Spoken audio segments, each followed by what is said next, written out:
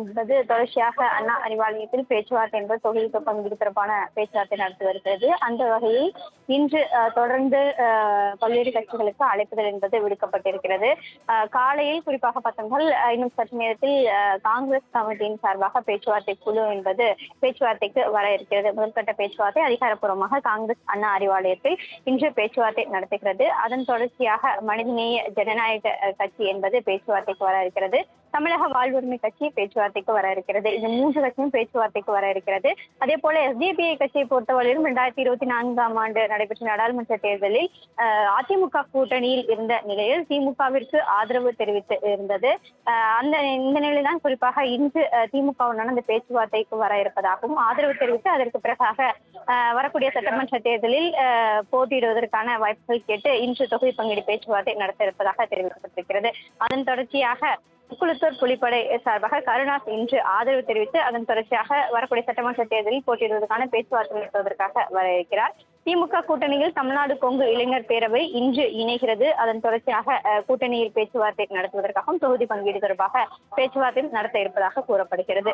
அதே போல இன்று மாலை ஏற்கனவே இந்தியன் யூனியன் முஸ்லீம் லீக் மற்றும் மனிதநேய மக்கள் கட்சி இரண்டு கட்சி முதற்கட்ட பேச்சுவார்த்தை என்பது நடத்த இருக்கக்கூடிய நிலையில் இரண்டாம் கட்ட பேச்சுவார்த்தை இன்று நடத்த இருக்கிறது. இன்று மனிதநேய மக்கள் கட்சி மற்றும் கொங்கு நாடு மக்கள் தேசிய கட்சி அதே போல இந்தியன் யூனியன் முஸ்லீம் லீக் கட்சி தொகுதி பங்கீடு என்பது கையெழுத்தாக இருப்பதாக கூறப்படுகிறது. குறிப்பாக இரண்டு கட்சிகளுக்கு இரண்டாம் கட்ட பேச்சுவார்த்தை நிறைவேற்ற பிறகாக தொகுதி பங்கீடு தொடர்பான அந்த கையெழுத்து என்பது ஆகியிருப்பதாக தெரிவிக்கப்பட்டிருக்கிறது. அதே போல இன்று காலையில் மட்டும் 6 கட்சிகள் பேச்சுவார்த்தைக்கு வர இருக்கிறது. 3 கட்சிகள் ஆதரவு தெரிவித்து திமுக கூட்டணி இணைந்து அதன் பிறகாக பேச்சுவார்த்தை நடத்த இருக்கிறது.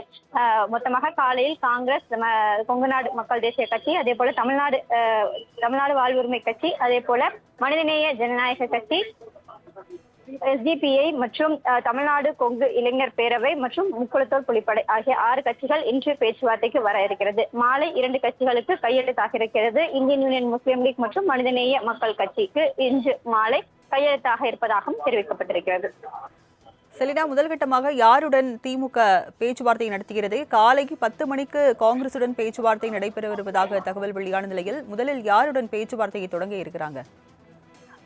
இன்னும் சற்று நேரத்தில், அதாவது இப்போது திமுக பேச்சுவார்த்தை குழு அண்ணா அறிவாலயம் வந்திருக்கிறது. இன்னும் சற்று நேரத்தில் காங்கிரஸ் பேச்சுவார்த்தை குழு என்பது அண்ணா அறிவாலயம் வர இருக்கிறது. அந்த காங்கிரஸை பொறுத்தவரையிலும் ஏற்கனவே பல்வேறு கட்ட பேச்சுவார்த்தை என்பது திமுக தலைவர் முதலமைச்சர் தலைமையிலான பேச்சுவார்த்தை நடத்தப்பட்டிருந்தது. அதே போல வேணுகோபால், கனிமொழி உள்ளிட்டோர் தலைமையிலான பேச்சுவார்த்தையும் கூட நடைபெற்று வந்த நிலையில் அதிகாரப்பூர்வமாக காங்கிரஸை பொறுத்தவரையிலும் இன்று அண்ணா அறிவாலயம் தொகுதி பங்கீடு பேச்சுவார்த்தையுடன் குழுவோட பேச்சுவார்த்தை என்பது நடத்த இருக்கிறது.